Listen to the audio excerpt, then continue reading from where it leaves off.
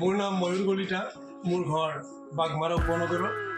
বাঘমাৰা উপনগৰ হ'ল বজালী জিলাৰ বাঘমাৰা ডাকঘৰৰ অন্তৰ্গত।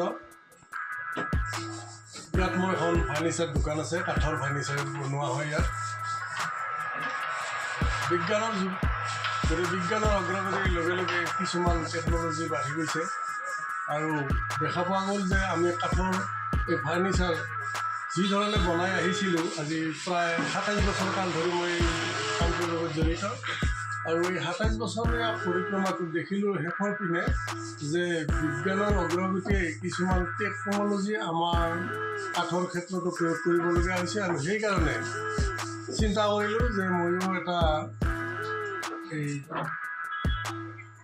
CNC মেচিন আনিম, যিটোৱে নিজাববীয়া কৰি ডিজাইন কৰিব পাৰে। আৰু এই চিন্তা কৰি মই আমাৰ গুৱাহাটীৰ উত্তৰ পাৰে থকা আমিনগাঁওস্থিত TTB টেকন'লজিছৰ স্বত্বাধিকাৰী আৰু পৰিচালিকাৰ লগত যোগাযোগ কৰিলোঁ। তেওঁলোকৰ লগত যোগাযোগ হৈ মই এই TTB টেকন'লজিছৰ এই মেচিনটো আনো। অনাৰ দিনাখনৰ পৰা মই এইবোৰ কাম কৰিছোঁ। এই দুৱাৰবোৰ, দৰ্জাবোৰ বনাইছোঁ আৰু বেলেগ বেলেগ কামো কৰিছোঁ। মেচিনটো অনাৰ পৰা মই কামখিনি কৰাত মই যি ধৰণে ভাবিছিলোঁ আৰু এই ধৰণে কৰিবলৈ মই সামৰ্থ্য হৈছোঁ।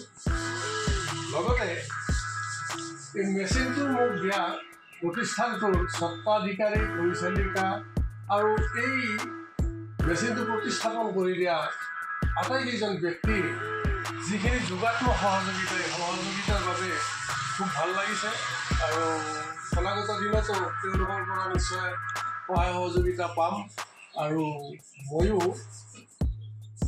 আজি অনুভৱ কৰিছোঁ তেওঁলোকে মোক কোনো ধৰণৰ ভুল বস্তু এটা দিয়া নাই।